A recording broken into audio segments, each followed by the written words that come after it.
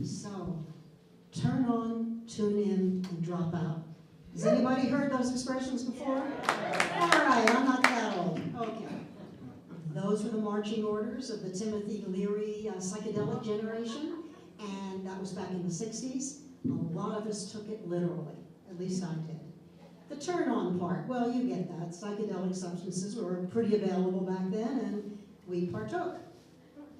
Drop out, I could do that too, because I had been working at a union scale job for some time and had quite a bit of money packed away. Tune in, well, there lies some challenges, and that's what we're going to hear about.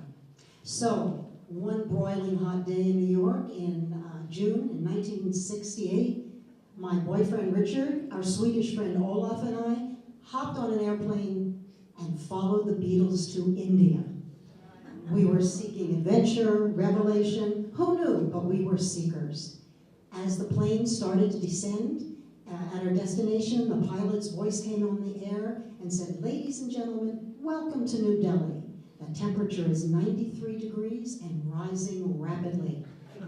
By the time we arrived in downtown New Delhi, it was well over 103 degrees and rising rapidly. And we had fulfilled our goal. We were in India. So, now what? Well, back in those days, the touchstone for all foreigners in a foreign land was the American Express office, a place where they wired you money from home when you were in deep trouble. So we went to the American Express office, and standing in front was my hippie dream.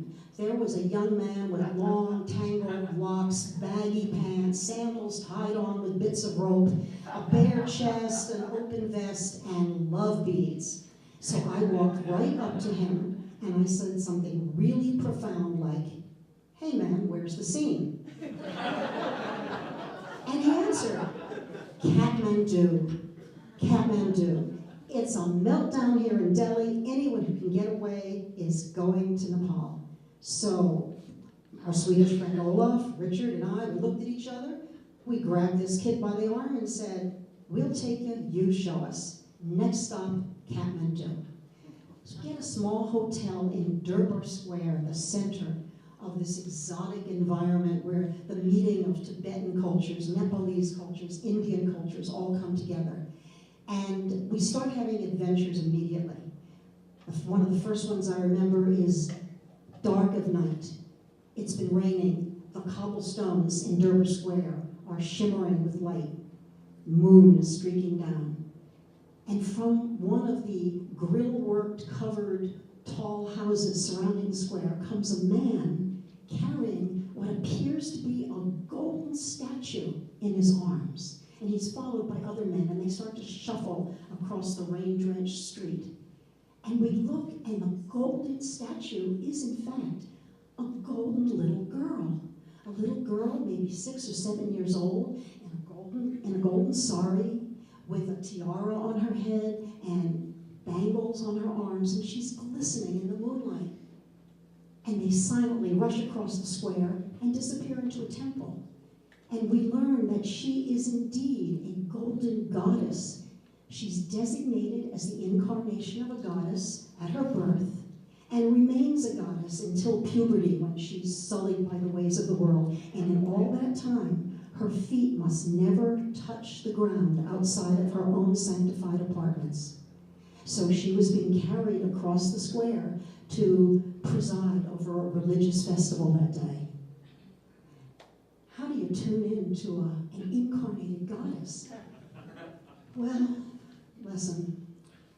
Later that day, the religious festival erupts around us, and it's colorful and noisy. And in the middle of the square, we notice a man is polishing his taxi. He's got soap, he's got water, and he's shining it and shining it. And then he disappears for a few minutes and comes back with a great squawking duck. He reaches down and he takes the duck's neck and wrenches it back, whips out a long knife and slashes the duck's neck. Great hot jets of blood start spurting out, and he anoints the wheels of his taxi with the blood. We are watching blood sacrifice in our lives. This tuning in business is really taking a lot of work. So it's still a long, hot summer down in Delhi, and we decide we're going to spend the whole summer in Kathmandu. So a group of friends that we've now amassed, Olaf, Richard, our new friend Mick, the British kid who we snatched off the streets of New Delhi, and others, we all rented a place out in the rice paddies, in the villages, maybe about 2 miles from downtown Kathmandu, an easy walk in and out. And one day, it is so beautiful. The sun is shining, great cumulus clouds are building in the sky, and these green rice paddies stretch away. And Mick, our British friend, has obviously been partaking of some of those psychedelic substances, and he climbs up on the roof, and where he discovers it is covered with bright red chili peppers drying in the sun. And he is so transfixed by their beautiful color and the scene around him that he begins to reach down and scoop them up and throw them, and he whirls around and he throws the chili peppers, and we are down below chortling in joy at this magnificent psychedelic scene until the head man of the village comes streaking across the paddies, and he is irate, he's incensed and so upset. I don't remember how he communicated to us, but he made us know that we were destroying a valuable food crop for the village, and a cash crop as well. We were destroying their sustainability with both hands, and we were crushed at our failure to tune in to this reality of the world around us. So the heat abated in India after some time. Around October, we went down to Calcutta. I'm not even going to begin to describe Calcutta. You've got to go there. But there we met Dr. Pandey. Dr. Pandey was a man of Brahmin caste, high caste, highly educated, for some reason disaffected from his home and his roots in the culture, looking for adventure, for revelation, just as we were. We met him, he met us, and he became the leader of our Magical Mystery Tour. And he started taking us to all kinds of exotic scenes in central India. We saw 2,500-year-old carved caves. We saw erotic statues. It was amazing. And finally, Dr. Pandey said, there's some place you must see that's very sacred and very special, and no Westerner will ever have been there. And he says, have you ever heard of the Mahabharata? The Mahabharata is the great Indian epic poem, similar perhaps to our Iliad or to the Gilgamesh tales, written 2,700 years ago, and inculcates all of the founding of the Indian dynasties and the philosophies and the religion. And he says, I must take you there. This cave is sacred to that, and you'll understand when you get there. So we travel, long bus ride, an interminable ride out into villages, and then we walk, and we walk, and we walk. And we get to the cave. It's in a canyon, very beautiful. And on the way, Dr. Pandey has been asking villagers, is this the right way? Is this the right way? And they agree. After we get there, the villagers start to follow us. And they come and they crouch down and they just observe us. And they talk to Dr. Pandey and they observe us. And then Dr. Pandey tells us the rest of the story. It seems that this cave is sacred to the 5 Pandavas, 5 brothers who were the heroes of the Mahabharata, and their common wife, Draupadi. Now, how did they get one common wife among the 5 of them? It's because Arjuna, the bravest of the brothers, had won a great warrior competition, and as his reward, he was given Draupadi, the beautiful princess, as his bride. When they came home to show her to their mother, they said, Mother, mother, look what Arjuna won in the contest. Without even turning around, she said, now, boys, whatever Arjuna has won, you must share equally.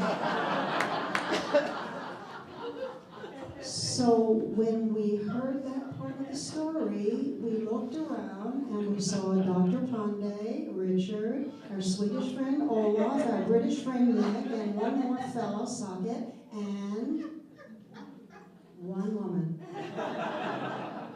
So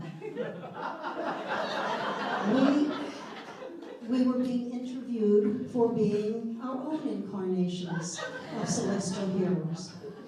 How in the world could we measure our concepts of our behavior and our with that? So that was the beginning of what was a 5-year stay of living and studying and learning in India. Just a few scenes from the beginning. But for every one of those 5 years, I was constantly trying to tune in, to learn, to understand the place where I had wound up. And in the 40 years since then, I have always tried to live my life like that. Well, every devout Hindu says a certain prayer every morning. It's called the Surya Namaskar. It's a greeting to the rising sun. And in brief English translation, it goes, "Greetings to the rising sun.